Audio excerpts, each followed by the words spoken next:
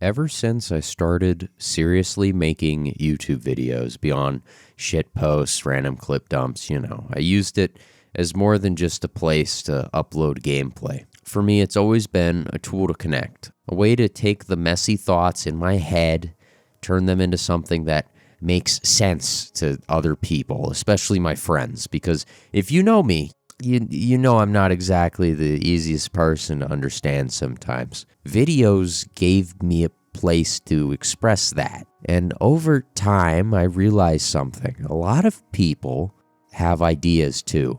You. And by you, I don't just mean strangers out there. I mean the people I've known online and offline for years. Some for almost a decade now. You all have ideas worth sharing about something, even if you don't think they're big enough or good enough to turn into a video. I've seen friends with incredible thoughts about some game they're playing, a story they're reading or writing, a movie, some avant-garde bullcrap they want to talk about, or experiences that they just brush off. They brush them off.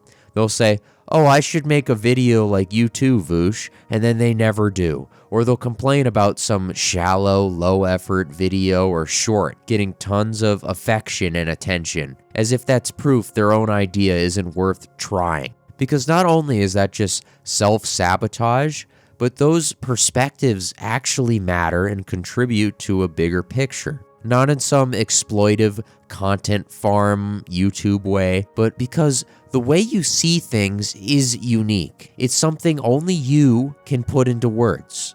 And making a video doesn't have to mean being polished or perfect. Sure, the algorithm prefers that. It'll pick up the videos that actually are authentic and say something, right? Based on engagement, like, hey, this guy actually said something.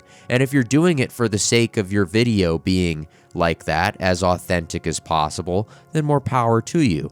But the real value isn't in perfection. It's as simple as recording some TF2 gameplay or whatever game you care about to have as the background and laying your voice over it, talking about something you're genuinely passionate about. And most importantly, why?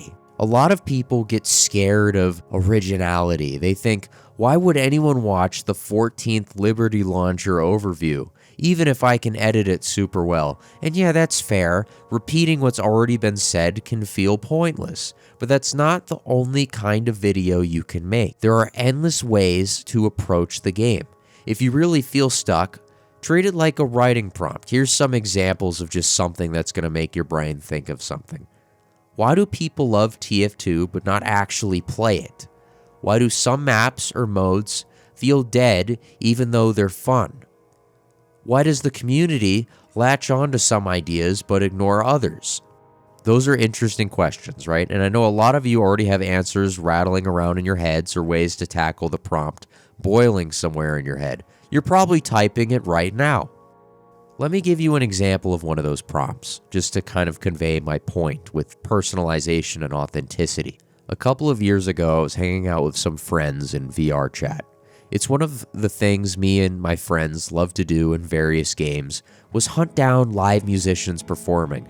And this was perfect for that game, because in these different worlds, they almost become like their own virtual concerts based on the world. Sometimes they were lame. Sure, it's VR chat. The majority of the game is lame. But other times you'd stumble into something unexpectedly special. At one of these shows, after the performance ended, people started talking about their favorite games. It was just like an after-party conversation. And there was this one girl sharing why she loved Overwatch. And of course, right? You know that spiraled into that conversation. Yeah, that one. The Overwatch TF2 debate.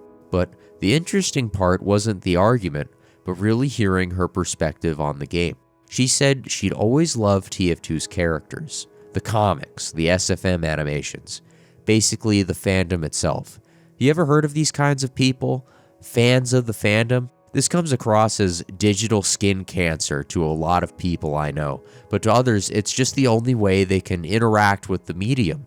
But to reconfirm, she had never actually played the game. She didn't own a computer, only a phone and a Quest 2. There are people like this, people who genuinely love Team Fortress 2, or at least that version of TF2 in their own heads, those who live in the culture around it, and not, other games, but don't actually play the game. They exist in this bizarre in-between space, and yet they have opinions about what's happening in the game. Good, usually bad, because it is directly an ignorant opinion, right?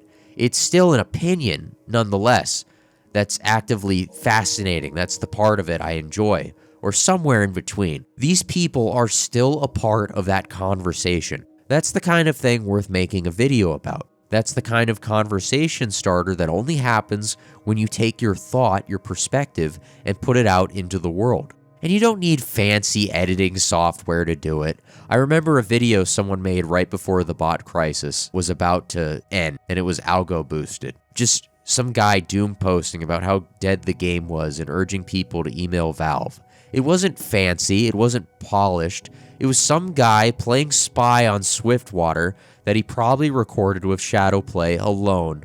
But it started a real discussion in his comment section about how to get through the Kevlar-plated and nuke-proof ears at Valve software. And that's all it takes. Your computer, your phone, hell, even free apps today can get the job done. You could literally record yourself, like almost a vlog, talking over a doodle you drew of Scout on scratch paper. Title it, Why Matchmaking Sucks in Team Fortress 2. Upload it. And depending on how authentic and true you are to what you actually believe, the algorithm will eventually show it to someone. We've all had those weird 20 to 1,000 view videos pop up in our feed, the ones that feel like they just came out of nowhere.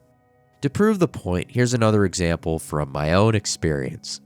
I once made a video about SD Doomsday, a game mode most players of the game hate or seem to ignore, or at least they're ignorant about.